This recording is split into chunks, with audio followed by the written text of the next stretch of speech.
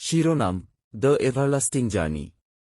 ঘূর্ণায়মান পাহাড় এবং ঘন বনের মধ্যে অবস্থিত একটি ছোট সুরম্য গ্রামে স্যামুয়েল নামে একটি ছেলে এবং এলিজা নামে একটি মেয়ে বাস করত।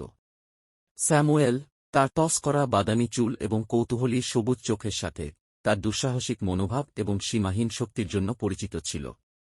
এলিজা, তার সোনালী কার্ল এবং চিন্তাশীল নীল চোখের সাথে, তার বছর পেরিয়ে তার দয়া এবং প্রজ্ঞার জন্য প্রশংসিত হয়েছিল।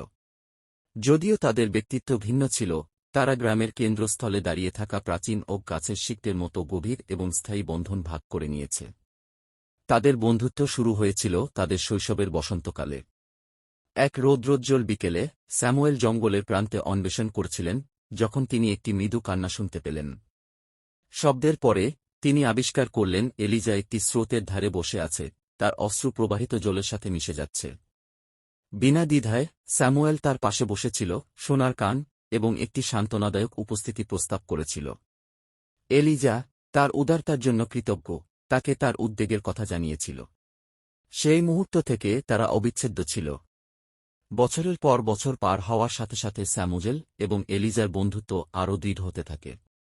তারা তাদের দিনগুলি বন অন্বেষণ, লুকানো পথ এবং গোপন গ্লেড আবিষ্কার করে কাটিয়েছে।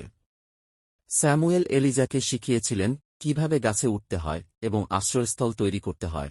যখন এলিজা বনের উদ্ভিদ এবং প্রাণীজগত সম্পর্কে তার জ্ঞান ভাগ করে নেয়, স্যামুয়েলকে শেখায় যে কোনো বেরি খাওয়া নিরাপদ এবং কোনো গাছপালা ক্ষত নিরাময় করতে পারে।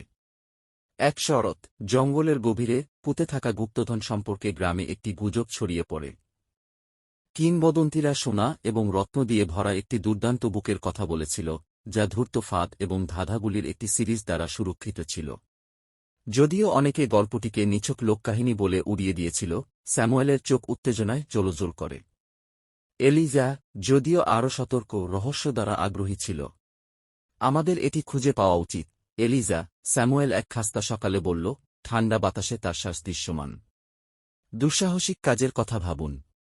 এবং যদি গুপ্তধনটি বাস্তব হয়, তাহলে কল্পনা করুন আমরা আমাদের পরিবার এবং গ্রামের জন্য কি করতে পারি।